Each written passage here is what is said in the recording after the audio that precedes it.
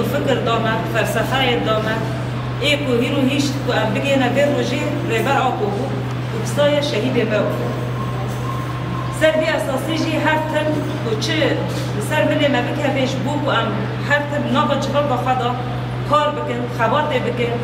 و سر بی اساسی جی کمیته می تندرستی دوریاک بناب شهید نرگز بکر او جی 21 اندام بود بشداری بود و سرکرتی جی در کرده راستی جی جبو مجر ام هر تن جبو جواق خود خبر دارم بخوازم او جواق ما بگی جی اصلا کتر خواستر تایبت جبو جب که جنا به سالانه دندر مال داما بود که تکوشید دکر که در کبیر حاله بگی جی مال بخواد و بهیرو بسای شهید من شخص شهید نرگز دا بای امبه داری کومن و ما خبره خستن کریم و هر تمشی و کار خبات مبابه جبو ما و جبو خبات ما راستی جی و جبو تبایی حوالی که بشتاری پرورده بود یعنی گابه که ارینی بود و گابه که سرکفتی بود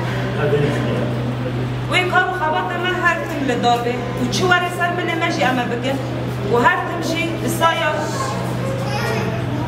حوال نیم و جام خفیدات کرد ام دیسا جی به دوره حوالا تبایی پیروز کرد و نهاشی حوال نیم تندرسی و شاده کسی که پرورده دیوه بدن لسر بی اساسی ام نها اگر مرباط شهید نرگز بخوازه بنای بی روژه تشتکی بیجن امان گداری ایرو بدره حاضر دبن در چونا بان خواندوانان و دوره امنکو در کردی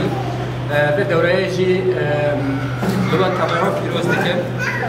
دوره تندرستی بود هیدیا ما اوه تندرستی در چونه نه تنها تندرستی جانی یا گل ما درمان بکن تندرستی آزادی تندرستی وکاوی تندرستی سرکفتن